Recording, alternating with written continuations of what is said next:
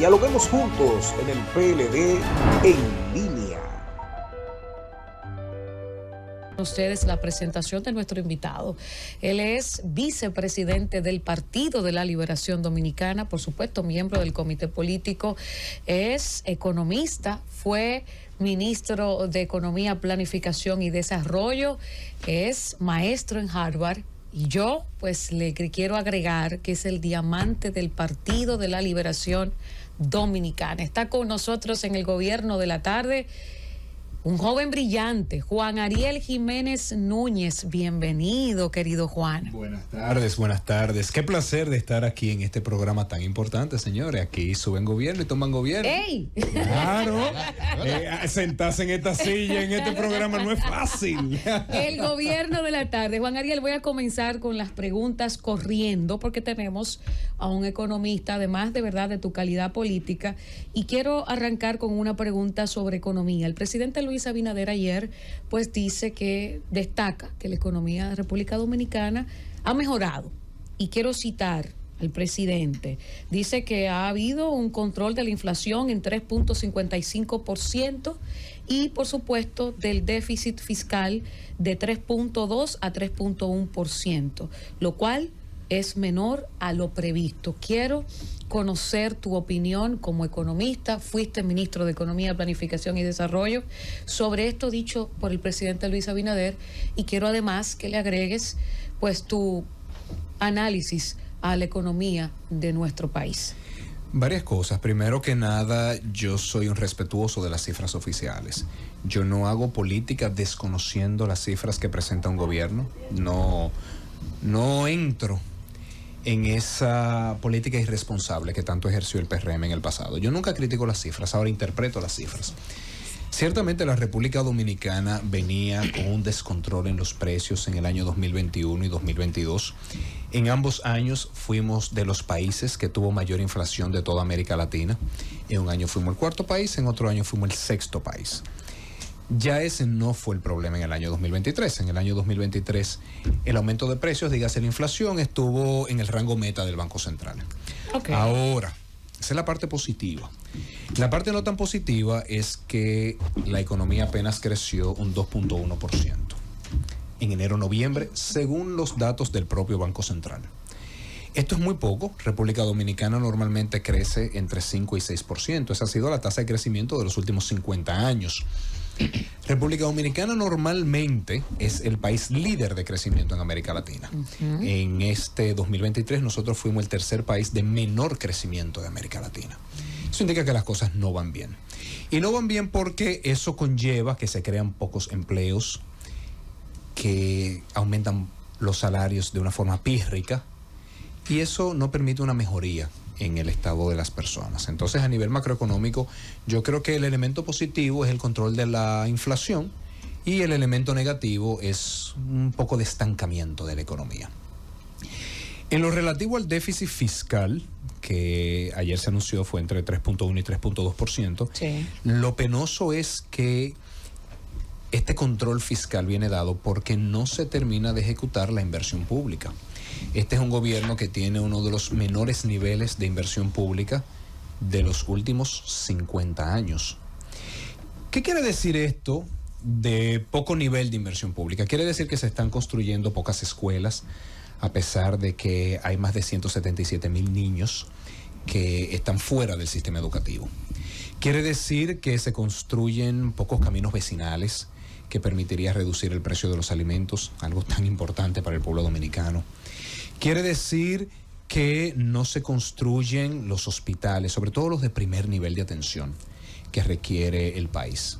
Quiere decir que no se construyen las carreteras que necesitamos, quiere decir que no se construyen los centros de atención a la diversidad, como por ejemplo el CAID de Santo Domingo Este, entre muchas otras cosas. Entonces, controlar el déficit quiere decir que no se le da mantenimiento a la infraestructura y después nos quejamos de todos los puentes que se están cayendo. Entonces, controlar el déficit de esa forma no es correcto. Eso es como que una persona vaya y diga en su familia: señor, estoy gastando poco, pero está gastando poco porque no está comprando la medicina o porque le dejó de pagar el colegio a los muchachos. Esas no son formas de controlar el gasto. Controlar el gasto debería ser evitar estas decenas de miles de pensiones de una forma irregular en muchos casos a personas que no cumplen con la edad ni el tiempo de trabajo en el Estado. Controlar el gasto debe ser controlar la nómina pública, que se ha salido de control a pesar de que todos los indicadores del propio gobierno en el área social están mostrando que hemos retrocedido. Quiere decir que deberíamos tener un menor déficit del sector eléctrico. Los niveles de pérdidas de las sedes están al nivel que tenían en el 2012, o sea, tenemos un retroceso de 12 años. Entonces no es presentar una cifra por presentarla, sino es lo que está detrás. Y lamentablemente lo que está detrás es una reducción de la inversión pública que al final limita el mismo crecimiento de la economía. Juan Ariel, estaba buscando aquí. Estaba buscando aquí que Danilo Medina en la inauguración de los trabajos de la presa de Monte Grande dijo: el próximo gobierno tendrá poco que hacer porque el nivel de endeudamiento es muy alto y hay pocos impuestos. Tiene que ver junto con el tema COVID, en la baja inversión del gobierno, esta situación, no. Y también si es necesario tras el proceso electoral una reforma fiscal o un pacto fiscal, que Danilo lo definió, pacto puntuales, educativo, pacto eléctrico y fiscal. pacto educativo, eléctrico y pacto fiscal. Sí. Varias cosas. A este gobierno no le ha faltado los recursos. El endeudamiento del sector público consolidado supera los 25.986 millones de dólares en apenas 3 años de gobierno. Ese endeudamiento es mayor que 8 años completos de Danilo Medina, que 12 años completos de Leonel Fernández y demás está decir que 22 años de Joaquín Balaguer. O sea, si hay un gobierno que ha manejado muchos recursos es el Partido Revolucionario Moderno. Lamentablemente eso no se ha traducido en obras. Les tengo para decir que el gobierno ha mantenido en depósitos en los bancos más de 240.000 millones de pesos en promedio en todos los meses que lleva gobernando. Entonces, dinero no le falta, dinero le sobra. Lo que pasa es que no ha priorizado la construcción, no ha priorizado el gasto de capital que permite que una economía crezca, sino que ha priorizado el gasto corriente que mantiene niveles de popularidad. El problema es que eso tiene un costo a futuro, y el costo a futuro va a ser la reforma fiscal. ¿Es necesaria la reforma? Todo depende de qué querramos. Si la República Dominicana, si la sociedad dominicana quiere cambiar el modelo económico, quiere crear más empleos, que la población dominicana no tenga que depender de una ayuda social, sino que pueda libremente encontrar un puesto de trabajo y autosostenerse, pues entonces va a ser necesario revisar el esquema fiscal, que implicará varias cosas. Quizás es necesario eliminar algunos impuestos, como el anticipo. Yo soy seguidor ojalá. Y llevo años diciendo, es hora de eliminar el anticipo. Quizás implique aumentar otros impuestos, sobre todo los impuestos a elementos contaminantes, elementos que le hacen daño a la salud. O sea, hay que replantear, pero no solamente en el lado de impuestos, también en el lado de gasto. No podemos seguir, por ejemplo, financiando un sector salud donde por cualquier cosita se van a huelga y los pacientes se quedan sin un lugar donde asistir. Tampoco debemos seguir financiando un sector salud que cura enfermos en lugar de un sector salud que previene enfermedades. Entonces, por eso es que el pacto fiscal es necesario en el lado de los ingresos y en el lado del gasto. Tenemos que revisar todas las exoneraciones que estamos dando. Entonces aquí todos tenemos que poner nuestro granito de arena en la mesa para construir una mejor República Dominicana. Pero eso no puede ser darle más dinero a un gobierno que está despilfarrando los recursos. Y eso lo podemos demostrar dato a dato con los propios datos del propio gobierno. Ahí mismo, y perdón, Iluminada, hablaba de las exenciones, te refería. ¿Qué cantidad de exenciones fiscales tiene el gobierno en la actualidad para sectores productivos, ya que fuiste ministro de Economía y conoce a cabalidad el tema? Las exenciones fiscales han rondado cerca del 1.5% del PIB. No necesariamente quiere decir que sean malas, quiere decir que tienen que revisarse. Claro. Porque si el gobierno deja de recaudar un peso, tiene la responsabilidad de ver en qué se está beneficiando el pueblo dominicano. Entonces ahí se hacen unos estudios, eso todos los economistas lo sabemos hacer, que es un análisis costo-beneficio, y se determina cuáles exenciones se justifican porque crean empleos, porque generan dinamismo económico, le compran mucho a las pymes, por ejemplo, y eso reduce la pobreza, porque realizan inversiones en áreas importantes, como puede ser la zona fronteriza, por ejemplo. Entonces se revisa a cada quien y a cada quien se le da lo justo, según lo que aporta al país. Juan Ariel, antes de pasar con Fausto, no quiero dejar eso en el aire. Dijiste que puedes demostrar, tú eres una persona muy responsable cuando comunicas y muy respetuoso, incluso has felicitado acciones de este gobierno, pero acabas de decir aquí en el Gobierno de la Tarde de la Z101 que tienes cómo demostrar el despilfarro de este gobierno. Quiero por favor que puedas... Claro que sí. Hay algo que se llama el balance corriente del área fiscal. Eso quiere decir cuánto del gasto corriente es financiado por ingresos del gobierno. Hasta el año 2020, nosotros tenemos informaciones aproximadamente desde 1960 por ahí. Hasta el año 2020, siempre los gobiernos se endeudaban para hacer inversión pública. De hecho, tomaban parte del cobro de impuestos para destinarlo a la inversión pública. Por primera vez en más de 50 años nos estamos endeudando para gasto corriente. Dígase que ni el ingreso por impuestos del gobierno da para el alto gasto corriente que tiene este gobierno. O sea, es como, imagínense que tuviésemos amigos y nos digan, miren, yo tomé un préstamo, qué bien, vas a poner un negocio, vas a comprar una casa, no, me voy de fiesta, no, me lo voy a beber, no, me voy de vacaciones. Eso es irresponsable.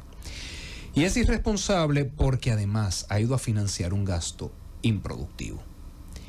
La nómina ha aumentado mucho, sin que eso se vea reflejado en una mejora de los indicadores. Porque me dirán, mira, si la nómina aumenta, por ejemplo, en salud, bueno, decidimos pagarle más a los médicos, a la enfermera, pero estamos viendo una mejoría en el sector salud.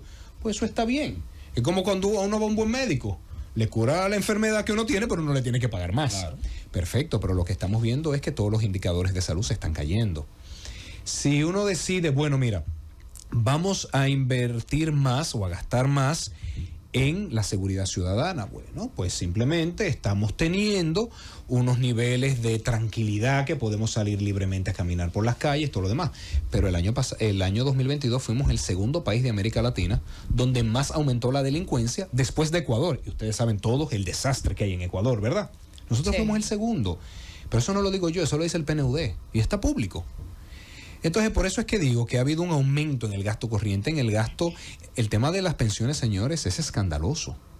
O sea, son pensiones que se han politizado. Yo les tengo a ustedes un ejemplo. El gobierno se ufana en decir que ha duplicado la cantidad de beneficiarios en ayudas sociales. Lleva decenas de miles de pensiones. ¿Por qué los niveles de pobreza hoy son superiores a los niveles de pobreza del 2019? Se supone que si tienen 600,000 personas más, y esas transferencias están bien asignadas, son 600,000 personas que debieron salir de la pobreza. No se refleja, la pobreza está por encima del año 2019. Se supone que si las pensiones son pensiones solidarias, como lo plantea la ley 8701, personas con discapacidad y personas en pobreza extrema que superan una edad, toda esa persona tiene que salir de la pobreza. No están saliendo de la pobreza. Quiere decir que se le están asignando recursos a personas que no lo necesitan porque se ha politizado el tema. Entonces, para mí eso no solamente es ineficiente, es irresponsable. Fausto, ahora sí. Ariel, uno de los temas que más, vamos a decir, los dominicanos están más afectados en estos momentos es el tema de la inflación, pero los hacedores de opinión del gobierno y los dirigentes del gobierno regularmente siempre atribuyen al tema de la inflación, cuando no a la COVID, cuando no a la crisis que hay entre la guerra que hay entre Ucrania y Rusia. Entonces me gustaría saber qué cantidad de responsabilidad tiene el gobierno con el tema de la inflación, de que los dominicanos y las dominicanas compren alimentos mucho más caros. Tú sabes que eso me acuerda cuando yo era joven, que sacaba mala nota y yo decía, no, fue que me dolía la barriga. Y en mi casa me decían, no me vengas con excusa. Aquí no se puede venir con excusas. ¿Cómo mala nota? Juan Ariel, pero tú eres maestro en Harvard. ¿Tú llegaste a sacar mala nota en algún momento? Claro. Mentira. Hubo un par de materias que no me iban tan bien. No, mentira. En matemáticas siempre me fue bien, porque yo era bueno en matemáticas. Lengua española. Pero no, en sociales. Ay. ¿Quién era el presidente en 1853? ¿Para qué voy para esa? Ahora me gusta mucho la historia, sí. Entonces yo iba, mire, ¿y en este examen que tú sacaste ese 70? No, que me dio un dolor de barriga. Aquí no me venga venga con excusa. Que me decían, a los muchachos no le da dolor de barriga. Ok. Entonces, este gobierno se ha caracterizado por las excusas. Para todo hay una excusa. Cuando no es el gobierno pasado, es un escenario internacional. Ahora yo les digo, el COVID dio en todos los países. La guerra Rusia-Ucrania afecta a todos los países. Pero tanto en el año 2021 como en el año 2022, República Dominicana estuvo entre los países de mayor aumento de precios en toda América Latina. Entonces, como dice la frase popular, lo que es igual no es ventaja. No hay excusas para el descontrol que ha tenido este gobierno. Y parte del descontrol se debe a una errada política agropecuaria. Yo les voy a poner un ejemplo. Año 2020, cancelan a todos los técnicos sanitarios y fitosanitarios de agricultura. Entra la peste porcina africana, un virus que mata a los cerdos. Por cierto, último año que eso ocurrió, 1978-1979. Años de gobierno del PRD, que cualquier parecido a la realidad es pura coincidencia. Obviamente, si hay una reducción de la cantidad de cerdo porque se están todos muriendo, va a subir el precio no solamente de la carne de cerdo, también de la carne de pollo, que es el sustituto. Pero el gobierno buscó excusas. No es una neumonía, no es en 2 provincias, no es en 11 provincias, y descuidó el tiempo de trabajar con los productores avícolas en decirles, señores, miren, 45 días, aquí va a estar todo el mundo comiendo pollo. ¿Qué puedo hacer para ayudarles a aumentar la producción? Se dispara el precio del pollo. El precio del pollo es uno de los componentes más importantes de la inflación, y obviamente estaba el pueblo dominicano sufriendo las consecuencias.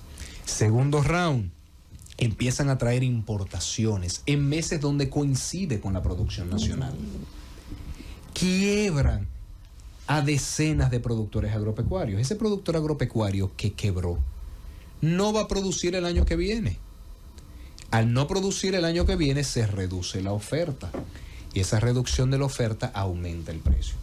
Por eso me preocupa esta obsesión que tiene este gobierno, y lo digo como obsesión, porque como Aventura decía, ya no es amor, lo que tú tienes se llama obsesión. Esta obsesión que tiene por las importaciones, todo lo resuelve con importaciones. Entonces, obviamente, destruir el aparato productivo nacional tiene consecuencias, y las consecuencias es la inflación. Emily, hay como vicepresidente del PLD, ¿verdad? Y en términos también, porque tú dijiste, vamos a hablar de política. claro. Hay quienes todavía a esta altura del juego cuestionan la efectividad de la Alianza Rescate RD. Me gustaría saber qué piensa Juan Ariel con relación al papel que jugará esta alianza de cara tanto a febrero como de mayo. Yo les voy a hacer una anécdota. Una vez yo estaba entrando en un edificio y el señor que cuida el edificio se me acerca, parece que me reconoció. Me dice, señor, yo le quiero decir algo. Y yo, sí, claro, dígame, don. Y con los ojos aguados me dijo, ay, miren, pónganse de acuerdo porque lo estamos pasando mal. Lo estamos pasando muy mal. Saquen a esta gente del poder. Que usted no se imagina lo que es que no, a mí no me dé el sueldo para mantener a mi muchacho. Hay un sentimiento en el pueblo dominicano de que necesita sacar a las personas que han llevado a la República Dominicana al deterioro de su calidad de vida. Y obviamente los partidos políticos responden a las necesidades del pueblo. Y esa presión que íbamos sintiendo de hagan lo que tengan que hacer, pues nos llevó a esta alianza Rescate RD, que se ha traducido en un acuerdo en la mayor parte de los municipios del país y de las provincias del país para nosotros poder tener ayuntamientos con los niveles de eficiencia que tiene el Ayuntamiento de Santiago. Independientemente del partido, yo creo que todos estaríamos de acuerdo que es el ayuntamiento más eficiente que tiene el país. Sí, ha tenido una muy buena gestión. Hay evidencias de eso. Así es. Entonces, pues quieren verlo en sus comunidades. Un Santo Domingo Este, por ejemplo, quiere ver que se recoja la basura, pero un Distrito Nacional quiere ver que una inundación no ocurra. No se lleve, señores, todos los vehículos de este país. Yo le tengo una pregunta, ¿y por qué no ha pasado lo mismo en Santiago? Porque pasó un momento el año pasado. Pero no a los niveles que se vio en el Distrito Nacional, donde la casa de todos nosotros... Los mismos milímetros de agua que cayó aquí en el distrito. Pero las tuberías son más pequeñas también, lo que pasa es que se mantienen limpias. Y se corrige todo el tiempo eso, pero si solamente le dedicamos dinero a la publicidad, a la promoción, entonces ahí vienen los problemas. Porque hay que resolver los verdaderos desafíos que tiene la gente. Yo les voy a dar un ejemplo. Santiago solamente gasta 12 millones de pesos en publicidad. 12 millones de pesos y aún así todo el mundo lo reconoce como el municipio, la ciudad mejor administrada, porque nada sustituye una buena obra. La alcaldía de Santiago gasta, por cada 100 pesos que gasta el gobierno en publicidad, la alcaldía de Santiago gasta 12 centavos. Sin embargo, todo el mundo les reconoce la gran labor, porque nada sustituye dar respuesta. Y eso es lo que Abel Martínez va a plantear, respuestas concretas, orden. Y así cada uno de nuestros municipios, por ejemplo Domingo Contreras, que acaba de presentar un proyecto sumamente interesante para el manejo del drenaje pluvial. Él está diciendo, mira, en la mayor parte de los países el IPI lo manejan los gobiernos locales. ¿Por qué? Porque también son los que saben, mira, eso no vale tanto, aquí somos todo el mundo de este pueblo. La plusvalía del suelo. Exactamente, claro. Entonces pueden aprovechar más la plusvalía del suelo y administran más recursos, y eso se destinaría a la solución del drenaje pluvial. O sea, no solamente está haciendo promesas por hacer, le está diciendo incluso la fuente de financiamiento. Entonces son esas cosas que ha llevado a que la gente pida la Alianza Rescate RD, y por eso yo creo que la mejor muestra va a ser las elecciones de ahora de febrero. Y ahí mismo, Iluminada, sí, claro. A propósito de esa anécdota y de esa frase que se ha generalizado como aguanten que falta poco, ¿qué tú le dices a esos que de alguna manera también guardan con resentimiento y con dolor ese recuerdo de los actos de corrupción del pasado gobierno? Varias cosas. Lo primero es que tenemos que ser autocríticos y reconocer que en muchas cosas no fuimos la mejor versión de nosotros mismos. No podemos cerrar los ojos y pretender que todo fue bien. No podemos hacer como hace este gobierno, que ahora todo es subsanable. Lo que antes era escandaloso ahora es subsanable. No. Yo creo que hay que reconocer que por más controles que pusimos, por más leyes que pasamos, por más sistemas que no inventamos, no fue suficiente. Y que tenemos esa deuda con el pueblo dominicano. Claro, hay una diferencia. Anteriormente, los malos eran los morados o los verdes. Claro, estos al mes dijeron lo que iban a hacer. Y por eso en los casos de corrupción lo que pasa es que ya se ha normalizado.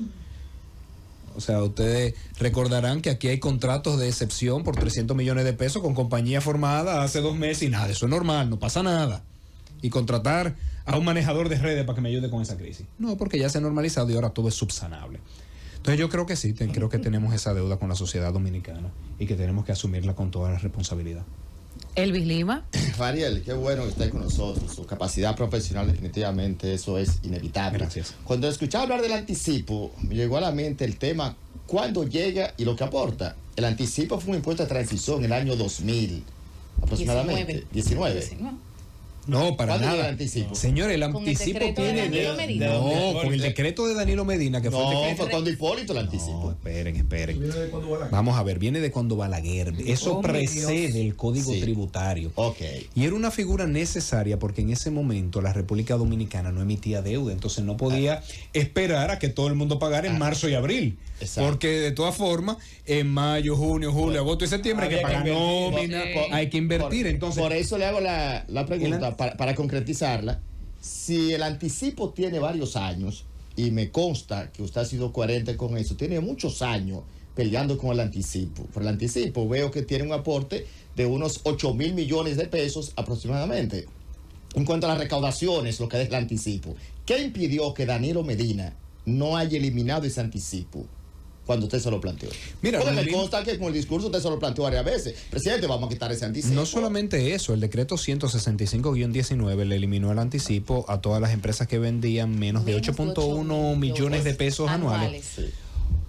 O sea que se le eliminó al 97% de las empresas de este país, que son las micro y pequeñas empresas. Claro, en el mundo ideal, y era mi visión, mi preferencia, se le debió eliminar a todo el mundo. ¿Por qué? Porque ya no es necesario, porque para nosotros conseguir la estabilidad en el flujo de ingresos no necesitamos el anticipo, para eso podemos emitir deuda. Eso se emite en letras del Tesoro, por ejemplo. Ahora, yo te voy a hacer la misma pregunta. El presidente Abinader tiene en su programa de gobierno 4 veces que va a eliminar el anticipo. Habría que preguntarle por qué no lo ha hecho. Porque al menos dirán, bueno, Danilo se lo eliminó a todas las empresas que venden menos de 8 millones. Bueno, perfecto. A una parte debió eliminársela a la otra, eso es verdad, pero este no ha hecho nada. Y lo tienen 4 lugares de su programa de gobierno. Entonces, La verdad es que por eso tenemos que hablarnos con sinceridad las cosas. Y le agrego ahí mismo, el tema es una necesidad. Todos coincidimos, expertos, no expertos, en la necesidad de la reforma fiscal. La reforma fiscal, Danilo lo planteó en el 2015, y las reformas que se han hecho, aquí no ha habido reforma, ha habido parche a nivel de la parte tributaria. ¿Cómo sería esa reforma integral y qué usted considera debe proponerse para entonces poder compensar? Porque tenemos en los últimos años los gobiernos que hemos tenido una demanda alta en materia de inversión, entonces tenemos pocas recaudaciones y tenemos mucho gasto. Es como en la casa, yo gano 5,000 pesos, pero mis gastos son de 15,000. ¿Cómo compenso? Entonces, ¿cómo compensaría un gobierno, sin importar el color del Estado como tal? Y ahí mismo le agrego su experiencia también internacional, el tema del ITEVIS. Hay países que pagan menos ITEVIS y otros entienden, bueno, que si se paga menos ITEVIS, la gente pagaría más porque teníamos evasión, o ampliar la base del ITEVIS y que hasta la respiración pague. ¿En cuál usted se inscribe? Hay varios elementos. Yo creo que nosotros debemos empezar hablando del gasto, porque la verdad es que está difícil ir a la población a pedirle más impuestos y decir, pero ¿en qué lo va a gastar? Entonces a veces uno tiene que poner de su parte. Como cuando dicen, mira, antes de tú pedir en qué yo voy a cambiar, dime en qué tú vas a cambiar también. Cuando hay los problemas de pareja, por ejemplo. Sí. Claro. Dando y dando. Entonces yo creo, esto es dando y dando, y yo creo que el primer paso tiene que venir del gobierno, de decir, bueno, si vamos a construir una nueva fiscalidad, este va a ser mi aporte. Y en esa misma medida, si voy a exigir más impuestos, en esto lo voy a gastar. Yo creo que, por ejemplo, si a las empresas se le plantea un aumento de impuestos, pero se le tiene un programa de infraestructura que va a mejorar su productividad. Decirle, mira, empresas turísticas, por ejemplo, ya ustedes no necesitan de este tipo de exenciones. Ahora, ese dinero yo lo voy a invertir en las obras que usted necesita, en las plantas de tratamiento de agua, en los canales de acceso, en el tendido eléctrico, en los acueductos. Dice, espérate, es verdad que voy a pagar impuestos, pero me va a dar una serie de servicios de infraestructura pública. Asimismo, yo creo que, por ejemplo, si a la población dominicana se le dice, mira, los vehículos de lujo van a pagar este tipo de impuestos, pero esto va a financiar un plan de transporte masivo que a N cantidad de años usted va a poder decidir tomar un metro en la 27 y llegar a través de su metro, pues la población estaría dispuesta a discutir el tema. Entonces yo creo que hay que ser conscientes de que lo primero que tenemos que hacer es rescatar la legitimidad de la política fiscal, de que las personas sientan que es legítimo. Y para eso hay experiencia internacional. Usted mencionaba el tema de la experiencia internacional. El alcalde de Bogotá, entonces, Antana Mocus, ¿qué hizo? Antana Mocus mejoró mucho el manejo de la ciudad y aumentaron los pagos de impuestos, incluso de los impuestos opcionales. Entonces la población, cuando siente que está retribuida por una buena obra de gobierno, está dispuesta a pagar más. Pero primero tiene que ver. Por eso es que yo digo que el gobierno tiene que picar adelante, como dicen. Es que el costo político para todos los gobiernos de los últimos 30 años ha sido un temor. ¿Alguien tiene que pagar ese costo político? El costo político. Mira, lo que pasa, ha sido un miedo generalizado. Sí, y la verdad es que hemos entrado en una política que vive más por la popularidad en las redes que por el cambio en la vida de las personas. Sí. Entonces, esta política que se parece más a un concurso de belleza, que busca el aplauso y no la transformación, la verdad es que es medio complicado. Bastante complejo. Isis Álvarez. Juan Ariel, nuestros saludos, nuestra admiración y nuestros respetos. Sabemos que la sociedad dominicana a sí mismo le valora y que lo que usted habla y cuando usted habla tiene un significado especial y una atención distintiva en la gente que hace que lo que usted opine la gente entienda que tiene veracidad y sinceridad. Por eso me animo a hacerle hoy esta inquietud.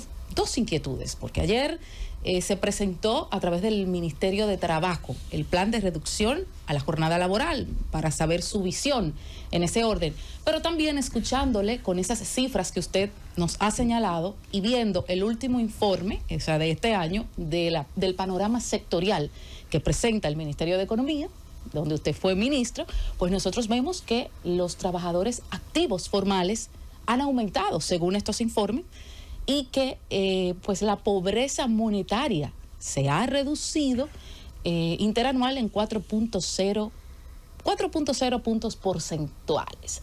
¿Quién miente y quién dice la verdad en estos números que contradicen lo que está aquí oficialmente con lo que usted está mencionando, de que Lo que dice es que estamos peor ahora que como estábamos hace 4 años. Primer elemento, qué bueno que hace la pregunta del Ministerio de Trabajo, porque yo puedo reconocer cuando los gobiernos hacen las cosas bien, ¿por qué no? Y debo decir que me parece bastante acertado el que el Ministerio de Trabajo lo esté haciendo como un programa piloto opcional. Se está discutiendo a nivel internacional el tema de la reducción de la jornada para mejora de la productividad de las personas. O sea que eso es un tema que está de moda. Claro está, cada país es distinto, eso lo están proponiendo en Israel, pero no es lo mismo Israel, que es una economía del conocimiento, que la República Dominicana. Noruega, por ejemplo. Ya quisiéramos nosotros tener el petróleo y el gas de Noruega. Ya quisiéramos tener los bancos suizos. Ahora, ¿cómo lo está planteando el Ministerio de Trabajo? Vamos a ensayar, vamos a ver qué empresas se quieran acoger en un plan piloto. Y vamos a ver los resultados, incluso creo que con una universidad ha coordinado la evaluación. Sí, entonces a mí me parece un enfoque muy saludable de experimentación en cuanto a las políticas públicas. Entonces, mis felicitaciones a Luis Miguel de Camps, que por cierto fue mi profesor de Derecho, pero no por eso estoy reconociendo su buena labor. En lo relativo a las cifras, yo nunca he cuestionado una cifra oficial, nunca. Sí lo hicieron ellos todo el tiempo. Cifras que hoy aplauden, a pesar de que los del mismo organismo e incluso los mismos equipos. Antes decían que el crecimiento era mentira, hoy aplauden el crecimiento. No, esa es parte de la política irresponsable que creo que tenemos que dejar atrás. El Ministerio de Economía está diciendo que han crecido los empleos formales. Eso es verdad, han crecido. ¿En comparación a qué? Al año 2022.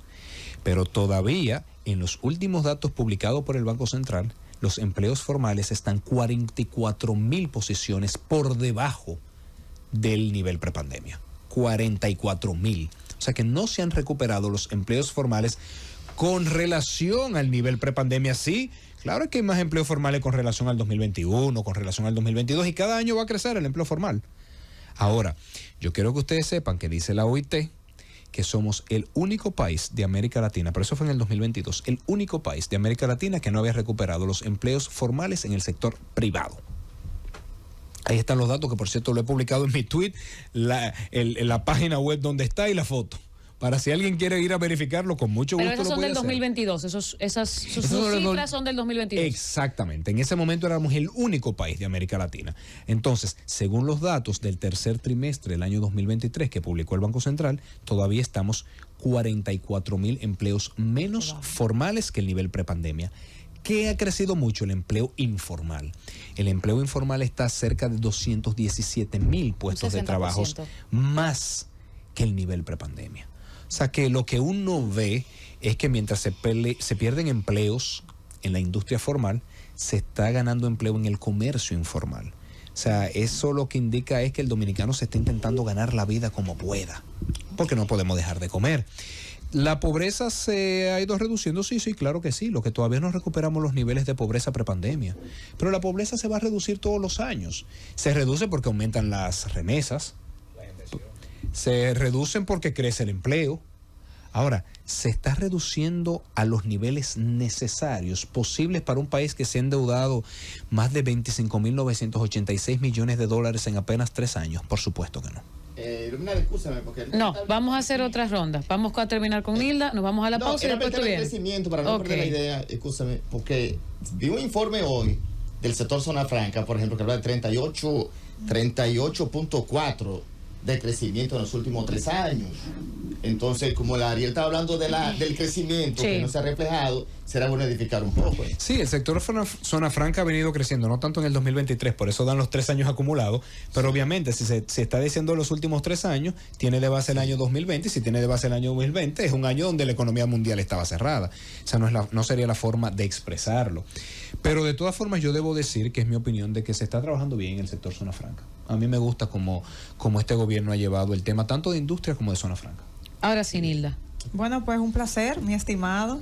Escuchándolo a usted, a veces uno hasta se asusta, ¿verdad? Por tantas cosas que, según su discurso, pudieran ser hasta fatalistas, pero no quiero hablar de economía, porque ya usted se ha explayado suficiente. Me gustaría el tema de la política, con 2 preguntas. La primera es, usted pertenece al PLD, y quisiera que usted me dijera quién va a ganar según su parecer, las próximas elecciones presidenciales. Y la segunda es, no sé si usted ha visto pues un video que está circulando de las declaraciones del candidato a senador del Partido de la Liberación Dominicana por Santiago, Marino Collante, que él vaticinó hoy martes que perderá los comicios que se celebran en mayo para elegir esa plaza, ¿verdad? Entonces él dice, no tengo duda de que perderé la senaduría de Santiago, de eso estoy plenamente seguro, porque yo no soy un político fanático, yo soy un hombre objetivo. Entonces esas son mis dos preguntas. ¿Qué le parece esas declaraciones? Y por supuesto, ¿y quién va a ganar en estas elecciones de Claro que sí, con mayo? mucho gusto. Pero debo iniciar puntualizando que yo no soy fatalista. Y yo le voy a dar un ejemplo. En el año 2020, en el medio del COVID, con los puertos cerrados, con los aeropuertos cerrados, un alto dirigente político que ha sido ministro de 2 carteras del PRM publicaba las cifras de la tasa de cambio todos los días diciendo que había un descontrol cambiario, a pesar de que estábamos manejando una crisis. Yo hago la política distinta. Recientemente hubo una controversia por el precio del dólar en Google y yo fui el único que salía a decir no hay nada que temer, eso es un problema de la plataforma. Entonces hacemos política distinta y por eso quizás algunas personas en este país entienden que lo que yo digo tiene credibilidad. Entonces no soy fatalista.